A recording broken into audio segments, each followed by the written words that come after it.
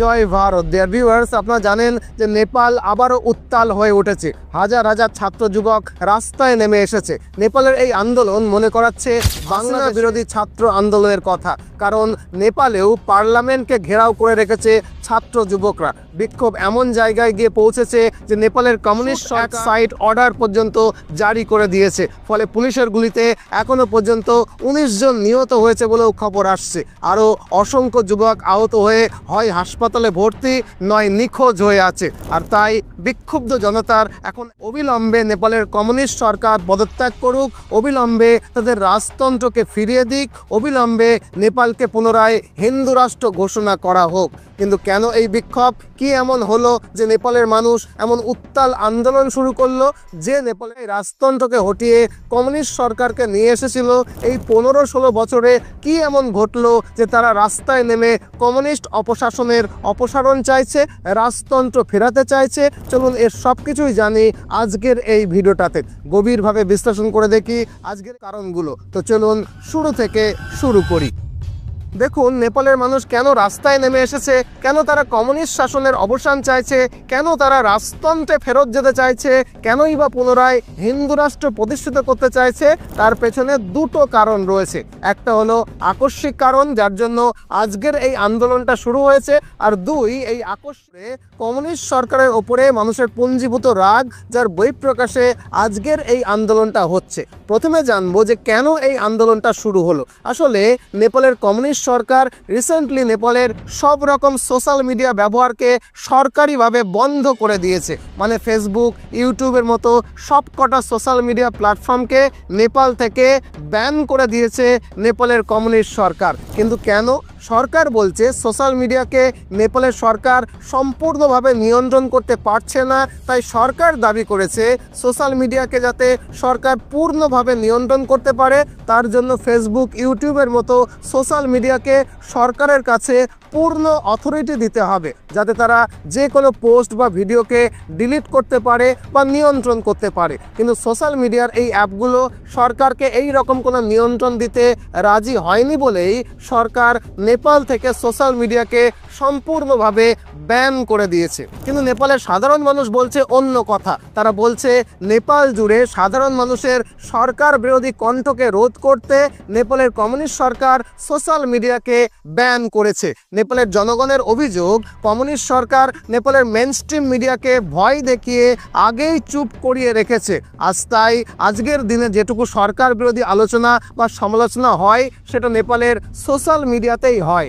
এখন কমিউনিস্ট কায়দায় জনগণের কণ্ঠরোধ করতে, সোশ্যাল মিডিয়ার কণ্ঠরোধ করতে চাইছে নেপালের কমিউনিস্ট সরকার, আর তাই তারা সোশ্যাল মিডিয়াকে নেপাল থেকে ব্যান করে দিয়েছে। আসলে যুগে যুগে দেশে দেশে ক্ষমতায় আসার পরে কমিউনিস্টরা যেরকম স্বৈরাচারী শাসনকে প্রতিষ্ঠা করে, গুপ্ত হত্যা করে, ভয়ভীত করে, মানুষের কণ্ঠ রোধ করে, শহরে শহরে জোনাল কমিটির সেক্রেটারিরা যেরকম দাদাগিরি করে, পাড়ায় পাড়ায় সালিশি সভার মাধ্যমে যেরকম সমাজকে দাবিয়ে রাখে, নেপালেও এখন সেই রকমের কমিউনিস্ট স্বৈর শাসন শুরু হয়েছে। আর তাই নেপালের কমিউনিস্ট অপশাসনের বিরুদ্ধে সাধারণ মানুষের দীর্ঘ 15-16 বছরের পুঞ্জীভূত রাগের বহিঃপ্রকাশ হিসেবে এই আন্দোলন শুরু হয়েছে নেপালে। তাছাড়া 2006 থেকে 2008 সালের মধ্যে মূলত চীনের প্ররোচনায় মাওবাদী ও কমিউনিস্ট আন্দোলনের মধ্য দিয়ে নেপালের রাজতন্ত্রকে সরিয়ে নেপালের মানুষ যখন কমিউনিস্ট শাসনকে নিয়ে এসেছিল, তখন তাদের অনেক আশা ছিল নেপালে শান্তি ফিরবে, সমৃদ্ধি আসবে। ভেবেছিল দীর্ঘদিন ধরে অনাদৃত সমস্যাগুলোর সমাধান হবে, সংসদ কাজ করবে, নেপাল এগিয়ে যাবে। কিন্তু 2008 থেকে 2025 পর্যন্ত এই 16-17 বছরে নেপাল কি পেয়েছে? কিচ্ছু পায়নি, নাথিং। এই 16-17 বছরে 14 বারের বেশি সরকার পরিবর্তন হয়েছে, নেপালের কমিউনিস্ট নেতাদের সম্পত্তি ফুলে ফেপে উঠেছে, অথচ নেপালের বেকারত্ব ভয়াবহ পর্যায়ে পৌঁছেছে, মুদ্রাস্ফীতি চরমে উঠেছে, চাকরির অভাব গোটা অর্থনীতিকে ধ্বংস করে দিচ্ছে, যুব সমাজ দেশ ছেড়ে চলে যাচ্ছে, ব্যবসা বিকশিত হচ্ছে না, শিল্প কারখানা ভেঙে পড়ছে, চাকরিতে যোগ্যতার পরিবর্তে ঘুষ আর পার্টি ক্যাডারের গুরুত্ব অনেক বেশি পাচ্ছে। তাছাড়া নেপালের শহরে শহরে চলছে কমিউনিস্ট পার্টির জোনাল কমিটির সেক্রেটারিদের দাদাগিরি, আর গ্রামে গ্রামে শুরু হয়ে গেছে সালিশি সভা। নেপালের মেইন স্ট্রিম মিডিয়াগুলোকে কমিউনিস্ট সরকার হয় কিনে নিয়েছে, নয়তো ভয় দেখিয়ে চুপ করিয়ে রেখেছে। আর এখন সোশ্যাল মিডিয়া বন্ধ করে সম্পূর্ণভাবে মানুষের কণ্ঠকে রোধ করতে চাইছে নেপালের এই কমিউনিস্ট সরকার। আর তাই দীর্ঘ 15-16 বছর ধরে মানুষের মনে পুঞ্জীভূত ক্ষোভের বহিঃপ্রকাশ হিসেবে নেপালের সাধারণ মানুষ এখন রাস্তায় নেমে এসেছে। তাদের দাবি খুব স্পষ্ট, তারা এই মুহূর্তে নেপালের কমিউনিস্ট শাসনকে উচ্ছেদ করে আবার রাজতন্ত্রে ফেরত যেতে চায়, আবার তারা হিন্দু রাষ্ট্রে ফিরে যেতে চায়। কিন্তু কেন তারা তাদের মূল সংস্কৃতিতে ফিরে যেতে চাইছে, আর কেনই বা তারা কমিউনিস্ট অপশাসনের অবসান ঘটিয়ে রাজতন্ত্র, আর জানতে গেলে আমাদের নেপালের ইতিহাস আর সংস্কৃতিটা একটু গভীরভাবে বুঝতে হবে। আসলে প্রাচীনকাল থেকেই নেপাল ভারতীয় উপমহাদেশের অন্যতম মূল আধ্যাত্মিক ক্ষেত্র। এখানে হিন্দু সংস্কৃতির পীঠস্থান হিসাবেই কিন্তু নেপাল পরিচিত। পশুপতিনাথ, জনকপুর, মুক্তিনাথ, গুজ্জেশ্বরী, মনোকামনা মন্দির সহ অসংখ্য হিন্দু তীর্থস্থান এই নেপালেই গড়ে উঠেছে, যেগুলো কোটি কোটি হিন্দুর কাছে এখনও পবিত্র তীর্থস্থান। প্রায় 12,000 বছর আগে মিথিলা রাজ্যের রাজকন্যা মা সীতা জন্মেছিল এই নেপালের জনকপুরে, যে জনকপুরটা এখনো নেপালে। আজ পর্যন্ত জনকপুরের জনকী মন্দির শুধু নেপালের নয়, সমগ্র হিন্দু সভ্যতার এক গুরুত্বপূর্ণ তীর্থস্থান। আবার 4th ও 5ম শতকে নেপালে লিচ্ছবি রাজবংশের উত্থান ঘটে, যাদের শাসনকালকে নেপালের স্বর্ণযুগ বলা হয়। লিচ্ছবি শাসকরা যে শুধু দক্ষ প্রশাসক ছিলেন তাই নয়, তারা সংস্কৃতি, ধর্ম, শিল্পকলা ও শিক্ষার বিস্তারেও গুরুত্বপূর্ণ ভূমিকা পালন করেছিলেন। এই রাজবংশেই জন্ম নেন রাজকুমারী ত্রিশলা, যিনি জৈন ধর্মের 24তম তীর্থঙ্কর মহাবীরের মা ছিলেন। অর্থাৎ নেপালের ভূমি শুধু হিন্দু ধর্মের নয়, জৈন ধর্মের ইতিহাসের সাথেও গভীরভাবে জড়িয়ে আছে। এই লিচ্ছবি রাজবংশের রাজত্বকালেই নির্মিত হয় বিখ্যাত পশুপতিনাথ মন্দির, যা আজও নেপালের সবচেয়ে গুরুত্বপূর্ণ ধর্মীয় স্থান হিসাবে স্বীকৃত। পরবর্তী সময়ে 1200 থেকে 1800 শতকের মধ্যে নেপালে একাধিক হিন্দু রাজবংশ শাসন প্রতিষ্ঠা করেছিল। এদের মধ্যে অন্যতম ছিল মল্ল রাজবংশ, যারা বহু মন্দির, ধর্মীয় স্থাপনা, সংস্কৃত শিক্ষা কেন্দ্র এবং শিল্প সংস্কৃতির বিকাশ ঘটান নেপালে।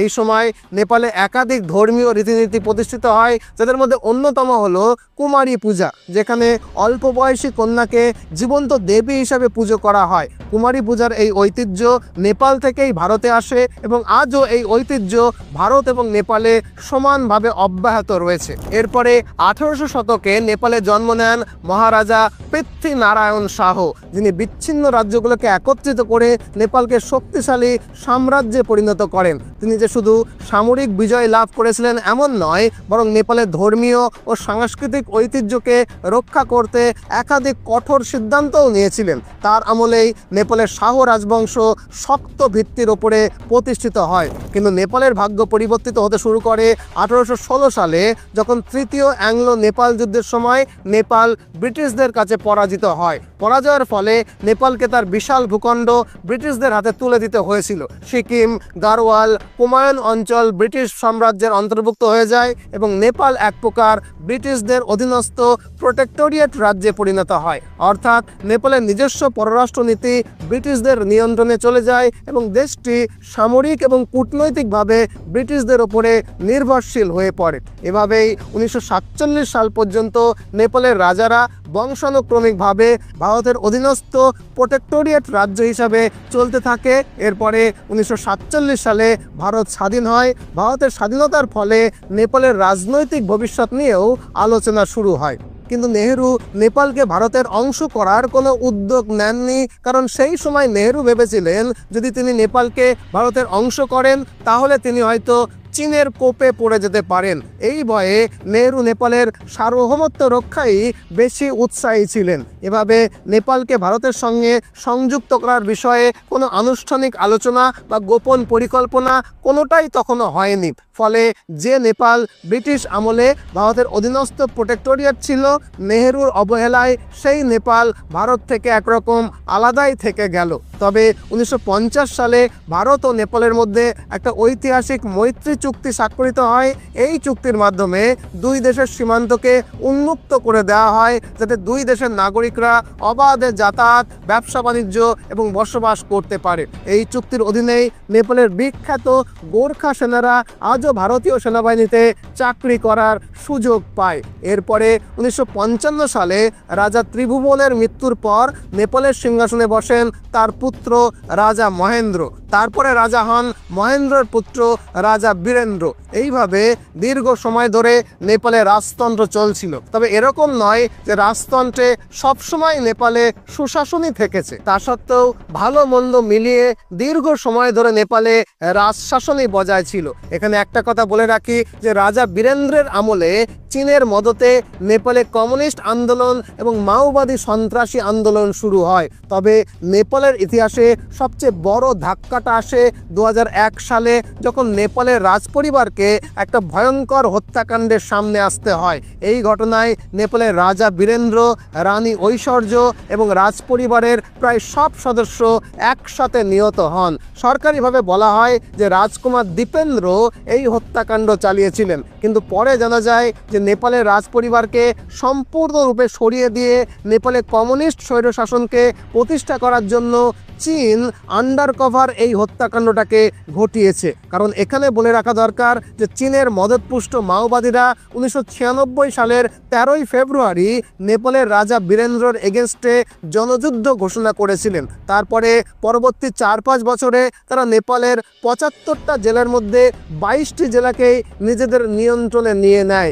এই গৃহযুদ্ধে প্রায় 17,000 মানুষ নিহত হয়, হাজার হাজার সাধারণ নেপালি আহত হয়। দেশের নানা অংশে ভয়াবহ সংঘর্ষ চলতে থাকে আর নেপালের স্থিতিশীলতা সম্পূর্ণভাবে নষ্ট হয়ে যায়। এই অবস্থায় নেপালের রাজা বীরেন্দ্র ভারতের সাহায্য নিয়ে মাওবাদীদের দমন করার জন্য একটা বিরাট ক্র্যাকডাউন শুরু করে। আর তাই 2001 সালে চীনের স্পাইরা পুরো রাজপরিবারকে সরিয়ে দেওয়ার জন্য একটা বড় সড়ো কনস্পিরেসি শুরু করে। কনস্পিরেসি অনুযায়ী পুরো রাজপরিবার নিহত হলেও ভাগ্যক্রমে বেঁচে যায় রাজকুমার দীপেন্দ্র।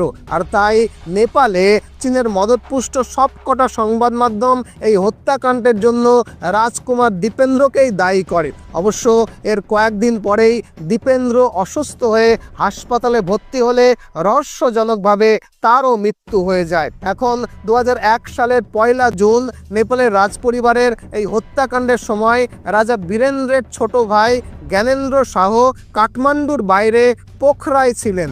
সরকারি বিবৃতি অনুযায়ী তিনি তখন পোখরায় সরকারি সফরে ছিলেন, তাই হত্যাকাণ্ডের রাতে রাজপ্রাসাদে উপস্থিত ছিলেন না বলে অনেকেই মনে করেন তিনি আসলে চীনের সঙ্গে ষড়যন্ত্র করেই এই হত্যাকাণ্ড ঘটিয়েছিলেন।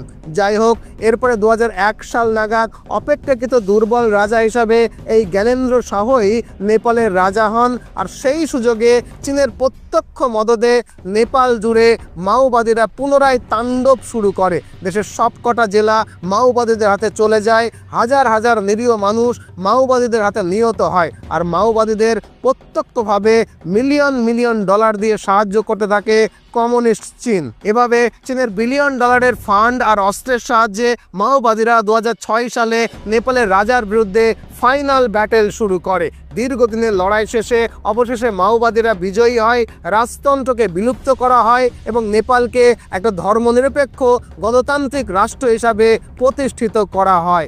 যদিও নামে গণতন্ত্র হলেও আসলে নেপালে চীনের মদতপুষ্ট স্বৈরাচারী কমিউনিস্ট সরকার প্রতিষ্ঠিত হয়ে যায়, যার ফলে হাজার বছর ধরে চলে আসা নেপাল আর তার হিন্দু রাষ্ট্রের পরিচয় একেবারে হারিয়ে যায়। শুরু হয় কমিউনিস্ট অপশাসন। আর তারপরে 2008 সাল থেকে আজ পর্যন্ত নেপালে 10 থেকে 14 বার পুরোপুরি সরকার বদল হয়েছে। কোনো সরকারই 5 বছরের মেয়াদ শেষ করতে পারেনি। রাজনৈতিক অস্থিরতা এতটাই চরমে পৌঁছেছে যে সংবিধানকে 7 বার সংশোধন করতে হয়েছে। প্রতিবার নতুন সরকার এলে সংবিধানে পরিবর্তন আনা হয়েছে যাতে সেই রাজনৈতিক দলটার সুবিধা হয়। এই অস্থিরতার কারণে নেপাল জুড়ে ব্যাপকভাবে দুর্নীতি ছড়িয়ে পড়েছে। একটা বিশিষ্ট নেপালি সংবাদ মাধ্যমের প্রতিবেদন অনুযায়ী আজকের নেপালে ছোট বড় সব রকমের সরকারি কাজের জন্যই ঘুষ দিতে হয়। কিছুদিন আগেই নেপালের ইতিহাসের সবচেয়ে বড় দুর্নীতির কেলেঙ্কারিটা সামনে আসে। সেখানে নেপালের অনেক মন্ত্রী একসঙ্গে জড়িত ছিল। আবার 2019 সালে এক তদন্তে বেরিয়ে আসে যে কিছু দালাল, রাজস্ব কর্মকর্তা আর মন্ত্রীরা মিলে সরকারি জমি গোপনে লুকিয়ে কম দামে বিক্রি করে দিয়েছে। ভাবুন একবার, দুর্নীতি কোন পর্যায়ে পৌঁছলে এইরকম হয়। একইভাবে 2020 সালে এক মন্ত্রীর ফোনালাপ ফাঁস হয়, যেখানে তিনি প্রকাশ্যে 70 কোটি টাকা ঘুষ চাইছিলেন একটা সরকারি কন্ট্রাক্ট পাইয়ে দেওয়ার বিনিময়ে। এই ধরনের ঘটনা নেপালের সাধারণ মানুষের মধ্যে তীব্র হতাশা তৈরি করেছে। একদিকে সর্বগ্রাসী দুর্নীতি, তার উপরে দেশের দারিদ্র্য, বেকারত্ব এবং দুর্নীতিতে নিমজ্জিত। আবার অন্যদিকে চীনের প্রভাব এতটাই বেড়েছে যে অনেকেই মনে করেন নেপাল এখন পুরোপুরি চীনের নিয়ন্ত্রণে চলে গেছে। মানে রাজতন্ত্র চলে গিয়ে নেপালে কমিউনিস্ট রাজতন্ত্র প্রতিষ্ঠিত হয়েছে, যেটা আবার চীন নিয়ন্ত্রণ করে। আর এই কমিউনিস্ট রাজতন্ত্র এতটাই ভয়ঙ্কর যে দেশ জুড়ে কমিউনিস্ট পার্টির স্থানীয় লোকাল কমিটির সেক্রেটারিরাই এখানে স্থানীয় শাসক হয়ে বসে গেছে। গ্রামের পর গ্রাম, শহরের পর শহর তারা নিজেদের নিয়ন্ত্রণ কায়েম করে ফেলেছে। বিচার ব্যবস্থার নামে তারা নিজেরাই সালিশি সভা বসিয়ে রায় দিচ্ছে, যেখানে আইন, ন্যায় বিচার বা নাগরিক অধিকার বলে কিছুই আর অবশিষ্ট নেই। ওই যে বললাম, একসময়ে রাজতন্ত্রের পরিবর্তে এখন নেপালে এক প্রকার কমিউনিস্ট রাজতন্ত্র প্রতিষ্ঠিত হয়েছে, যেখানে গণতন্ত্রের নামে চলছে একদলীয় শোষণ, একদলীয় শাসন। পশ্চিমবঙ্গের মানুষরা যারা দীর্ঘদিন কমিউনিস্ট শাসনের অধীনে থেকেছেন, তারা নিশ্চয়ই মনে করতে পারছেন কিভাবে রাজনৈতিক দলের নেতারা প্রশাসনের চেয়ে শক্তিশালী হয়ে উঠেছিল। নেপালে আজ সেই একই দৃশ্য পুনঃস্ফুটিত হচ্ছে আরও ভয়ঙ্কর রূপে। তাই একদিকে এই লাগাম ছাড়া দুর্নীতি আর অন্যদিকে কমিউনিস্ট অপশাসন, এই দুয়ের ফলে নেপালের অর্থনৈতিক অবস্থা ভয়াবহ রূপ ধারণ করেছে। 2008 সালে রাজতন্ত্রের পতনের পর থেকে আজ পর্যন্ত নেপালের জিডিপি ধারাবাহিকভাবে ফল করছে, কমে যাচ্ছে। তাছাড়া আজকের নেপালের পরিস্থিতি এতটাই শোচনীয় যে দেশটা 1 টাকার পণ্য রপ্তানি করলে 12 টাকার পণ্যকে আমদানি করতে হয়। মানে নেপালের বৈদেশিক মুদ্রা ভাণ্ডার ক্রমশই ফুরিয়ে আসছে। পরিস্থিতি এমন জায়গায় গিয়ে দাঁড়িয়েছে যে কয়েক মাস আগে নেপালের কেন্দ্রীয় ব্যাংক ঘোষণা করেছিল যে তারা মাত্র কয়েক মাসের আমদানি ব্যয়কে বহন করতে পারবে। অর্থাৎ দেশের অর্থনীতি পুরোপুরি ভেঙে পড়ার দ্বারপ্রান্তে গিয়ে পৌঁছেছে। মুদ্রাস্ফীতির হার গত 5 বছরে 2% থেকে বেড়ে 7.7% গিয়ে পৌঁছেছে। অর্থাৎ 5 বছরে প্রায় 4 গুণ বৃদ্ধি পেয়েছে। সহজ ভাষায় 5 বছর আগে 10 টাকায় যা পাওয়া যেত, আজ নেপালে তার জন্য 40 টাকা লাগছে। অথচ ক্ষমতায় আসার আগে এই কমিউনিস্টরাই বলেছিল তারা সাধারণ মানুষের রুটি রুজির ব্যবস্থা করবে, নেপালকে দারিদ্র্য মুক্ত করবে। কমিউনিস্টরা যেমন বলে আর কি, কিন্তু বাস্তবে তাদের শাসন আমলে নেপালের প্রায় 46 লক্ষ মানুষ ক্ষুধার সঙ্গে লড়াই করছে। অবশ্য এটা নতুন কোনো ঘটনা নয়, ইতিহাস সাক্ষী পৃথিবীর কোথাও কমিউনিস্ট শাসনে সাধারণ মানুষ ভালো থাকতে পারেনি, নেপালও তার ব্যতিক্রম নয়। কমিউনিস্ট শাসনে নেপালে কেবল দারিদ্র্য, দুর্নীতি আর স্বৈরতন্ত্র বেড়েছে, আর অন্যদিকে নেপালের কমিউনিস্ট নেতারা বিলাসবহুল জীবনযাপন করছে।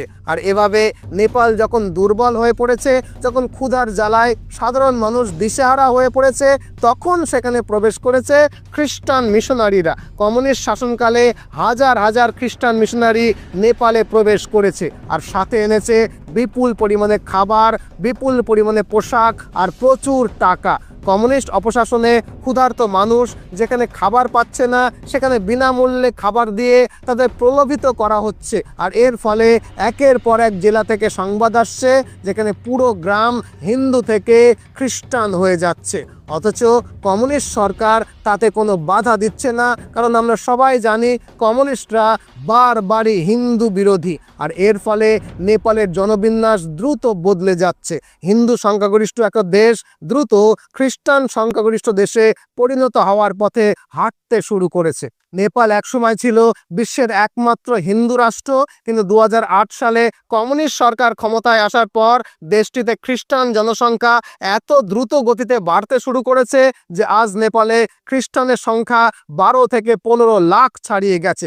যদি আপনাকে একটা পরিসংখ্যান বলি, আপনি চমকে উঠবেন। 2007 সালে নেপালের কমিউনিস্ট শাসনের আগে মাকওয়ানপুর জেলায় মাত্র 100টা গির্জা ছিল। এখন মাত্র 18 বছরে সেটার সংখ্যায় বেড়ে দাঁড়িয়েছে 1000-এর বেশি। ভাবতে পারছেন? এই পরিসংখ্যানই বলে দিচ্ছে নেপালের ধর্মীয় চিত্র কতটা বদলে গেছে। ওয়ার্ল্ড খ্রিস্টান ডেটাবেসের মতে নেপাল বর্তমানে বিশ্বের সবচেয়ে দ্রুত বর্ধনশীল খ্রিস্টানদের দেশ। এই পরিস্থিতি দেখে নেপালের হিন্দু জনগোষ্ঠী আতঙ্কিত ও ক্ষুব্ধ। হাজার বছরের পুরনো ঐতিহ্য যাদের চোখের সামনে বিলীন হয়ে যাচ্ছে। মন্দির ভেঙে সেখানে গির্জা গড়ে উঠছে, গ্রামের পর গ্রাম হিন্দু থেকে খ্রিস্টান হয়ে যাচ্ছে। আর এত কিছু সম্মিলিত ফল হিসেবেই নেপালের মানুষ আজ রাস্তায় নেমে এসেছে। আর রাস্তায় নেমে এসে বলছে, নেপালের কমিউনিস্ট শাসনকে হটাও, নেপালকে আবার হিন্দু রাষ্ট্র বানাও এবং রাজতন্ত্রকে ফিরিয়ে আনো। এই স্লোগান উঠছে দিকে দিকে। রাজতন্ত্রকে ফেরাতে চাইছে কারণ নেপালের মানুষ মনে করে রাজতন্ত্র থাকাকালীন নেপালের হিন্দু ঐতিহ্য অন্তত সুরক্ষিত ছিল, আর হিন্দু রাজা কখনোই নেপালকে খ্রিস্টান রাষ্ট্র হতে দিতেন না। আসলে সবকিছু মিলিয়ে নেপালের কমিউনিস্ট সরকারের ওপরে নেপালের মানুষ এতটাই ক্ষুব্ধ যে যে কোনো ইস্যুতে জনগণ আন্দোলনের জন্য রাস্তায় নেমে আসছে। আজ যেমন সোশ্যাল মিডিয়া বন্ধ কেন হলো, এর জন্য কমিউনিস্ট শাসনের পতন চেয়ে নেপালের জনগণ রাস্তায় নেমেছে। যদি সরকারের পতন না হয়, আগামীকাল অন্য কোনো কারণে জনগণ আবার রাস্তায় নামবে। যতক্ষণ না নেপালে কমিউনিস্ট অপশাসনের অবসান ঘটছে, যতক্ষণ না পর্যন্ত নেপালে হিন্দু রাষ্ট্র পুনঃপ্রতিষ্ঠিত হচ্ছে। আর এই আন্দোলনের তীব্রতা এতটাই, যখন আমি এই ভিডিওটা রেকর্ড করছি ততক্ষণে নেপালের কমিউনিস্ট সরকারের প্রধানমন্ত্রী কেপি ওলি পদত্যাগ করতে বাধ্য হয়েছে।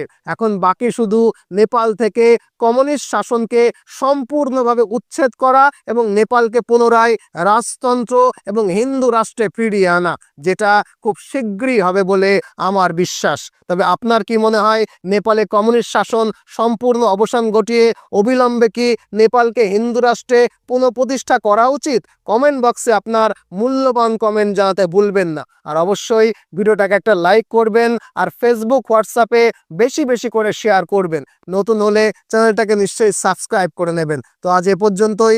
নতুন কোনো ভিডিও নিয়ে আবারও দেখা হবে। ততদিনে ভালো থাকুন, সুস্থ থাকুন, সদা সর্বদা ভারতের পক্ষে থাকুন। জয় হিন্দ, জয় ভারত।